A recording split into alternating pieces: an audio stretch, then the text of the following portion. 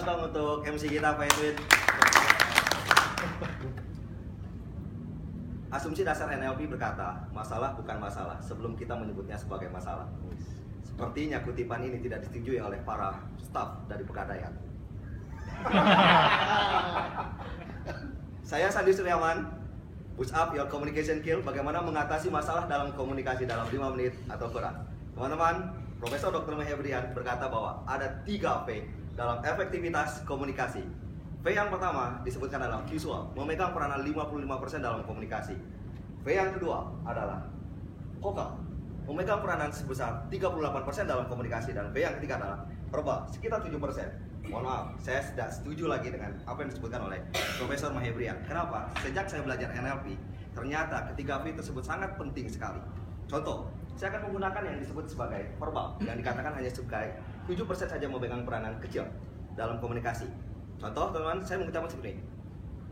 Teman-teman yang luar biasa, saya yakin setelah sesi ini Anda akan jelas dan mengerti, lalu mengaplikasikannya dalam pekerjaan Anda sehari-hari, sehingga Anda akan menjadi seorang trainer yang sangat luar biasa.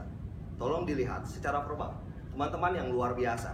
Saya sudah mengasumsikan bahwa teman-teman sangat luar biasa dan sudah mengerti tentang pentingnya belajar teknik komunikasi.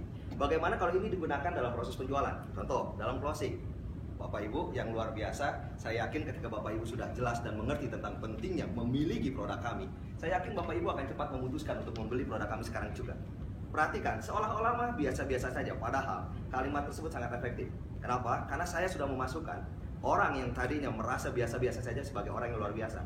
Apa efeknya? Dibandingkan dengan saya bertanya, Bapak sudah jelas atau belum, Pak? Mungkin dia berkata bahwa saya sudah jelas atau belum. Ada 2 kemungkinan. Bagaimana kalau saya asumsikan, Pak, saya yakin orang-orang luar biasa seperti Bapak yang sudah jelas dan mengerti tentang pentingnya memiliki produk kami, lalu saya pakai asumsi yang kedua, akan cepat memutuskan membeli polis asuransi jiwa atau produk kami. Sangat luar biasa. Yang kedua, teman-teman, mungkin saya bertanya ke teman-teman, apakah teman-teman sadar bahwa saya adalah pria satu-satunya yang terganteng dalam ruangan ini? Tidak ya? Sangat jujur sekali dan itu yang ingin saya dapatkan. Kenapa? Karena apapun jawaban teman-teman tidak lagi jadi masalah buat saya. Teman-teman sadar atau tidak sadar tidak masalah. Yang penting teman-teman sepakat bahwa faktanya tidak berubah. Contoh, siapa di antara teman-teman yang pernah ditilang sama Pak Polisi bilang saya? Saya.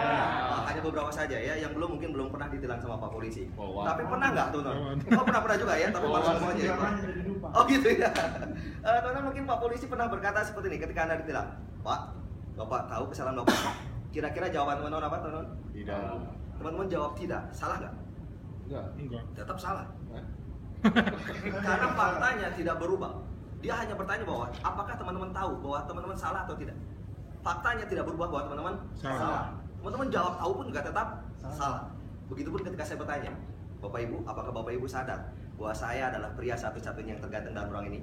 Jawaban apapun tidak merubah fakta bahwa saya adalah pria yang terganteng dalam ruang ini. Bagaimana kalau kita gunakan dalam proses penjualan? Ketika kita bertanya, Pak, Bapak sadar nggak memiliki asuransi jiwa itu sangat penting?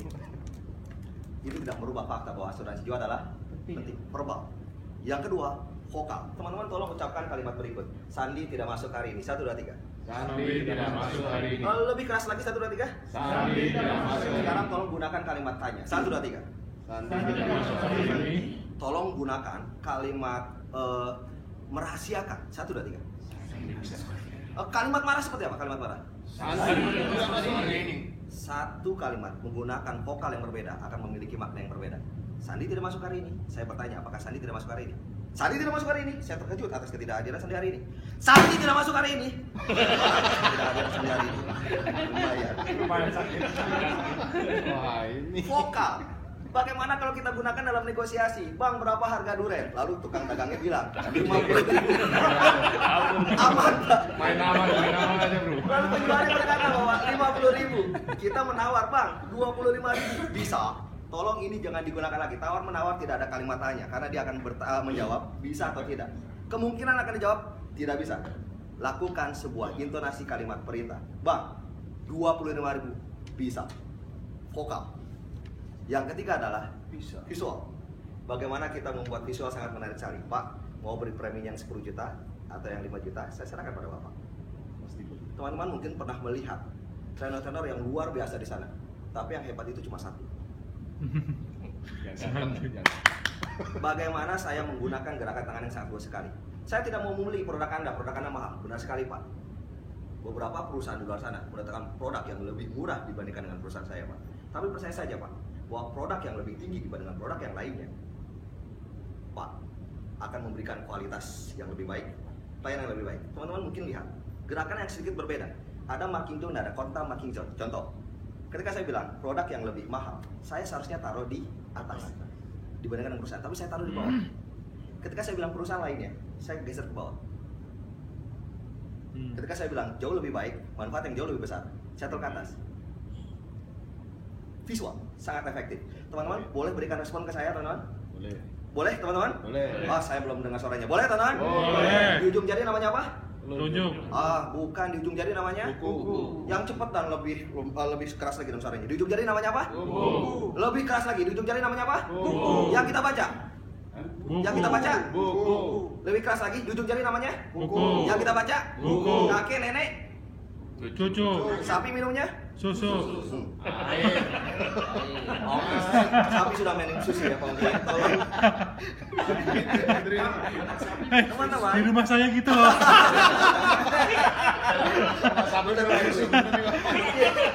Persepsi Bapak itu, Pak. Sapi minumnya susu, teman-teman tidak lagi lihat verbal dan vokal saya, tapi melihat visual saya. Tapi mohon maaf, teman-teman merasa terjebak satu kali, teman-teman sudah terjebak 2 kali. Ketika saya bilang kakek, nenek, seharusnya anak dulu. Kenapa teman-teman jawabnya cucu? Yes, karena ibu sudah tahu ya. Sama saya sudah Sama anggota. Kalau saya taruh kakek, nenek di samping, maka posisinya benar. Tetapi ketika saya taruh kakek, nenek, seolah-olah dia menjadi anak. Teman-teman, visual, verbal, vokal, sama pentingnya, teman-teman. Saya hanya ingin berkata atau mengutip satu istilah, teman-teman. Istilah yang sering dipakai oleh supir truk, dan ini sangat penting bagi kita para trainer, teman-teman. Bersatu di pangkalan, bersaing di lapangan. Sebagai supir truk, yuk teman-teman. Mari kita jaga silaturahim kita, tingkatkan komunikasi kita sehingga training kita menjadi sangat luar biasa. Saya Sandi Ceramah, selamat datang.